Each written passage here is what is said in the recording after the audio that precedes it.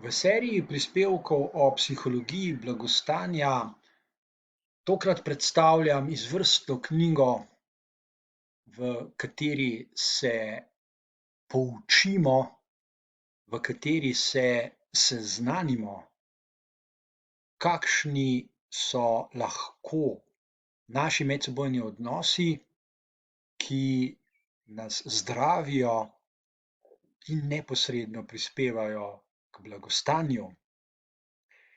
Preden pa se lotimo te knjige, velja opozoriti, da je med nami še vedno veliko vsega tega, kar izraža beseda medikaliziranje. Medikaliziranje je medicinski pogled na to, s čimer se srečujemo ljudje na polju, ki ga zaznamuje beseda blagostanje.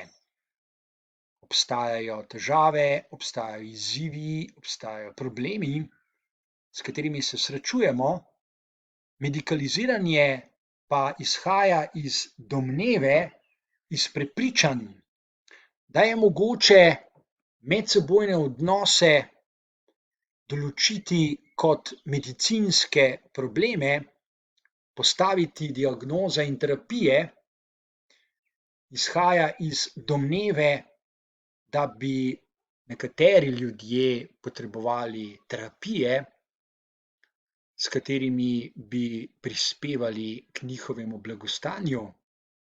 V resnici pa medsebojnih odnosov, socialnih in družbenih problemov, s katerimi se srečujejo ljudje, ne bi smeli medikalizirati, kajti problemov na tem polju medčloveških odnosov, kakovosti medčloveških odnosov ne moremo povečevati z zdravili ali s terapijami. Poleg tega vemo, da je osamljenost, pomanjkanje medsebojnih odnosov torej pomemben dejavnik, ki zmanjšuje človekovo blagostanje, obenem pa je tudi dejavnik prezgodnje smrti. A kot rečeno, obstajajo dobri, kakovostni medsebojni odnosi, ki zdravijo, povečujejo blagostanje in ga krepijo. Zato si velja prebrati tole knjigo. Knjiga ima zgovoren naslov Onkraj psihološke industrije ali onkraj industrije psihologije, ki je močno navzoča v naših življenjih. Poleg medikaliziranja imamo torej opraviti še s psihološko industrijo. Medsebojni odnosi, ki zdravijo, pa nastajajo skozi drugačne dejavnosti.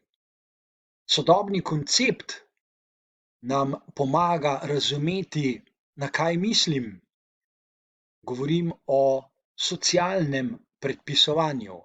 Po domače, ljudem ne predpisujemo zdravil, ne predpisujemo psihoterapij, ne dajemo jim psiholoških nasvetov, kako skrbeti za svoje blagostanje, temveč jim ponudimo tole.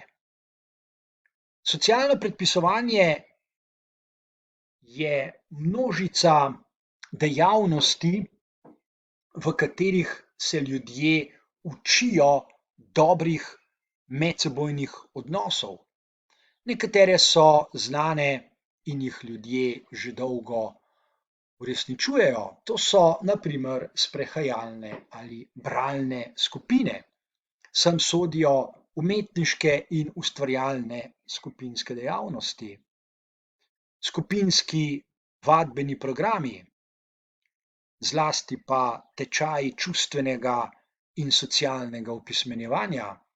Ljudje smo namreč zmožni za medsebojne odnose že po naravi, toda za dobre, kakovostne medsebojne odnose, ki zdravijo, je pomembno, da se jih vselej šele moramo naučiti. Socialno predpisovanje zajema učenje dobrih medsebojnih odnosov ki zdravijo in predstavljajo temeljni steber človeškega blagostanja.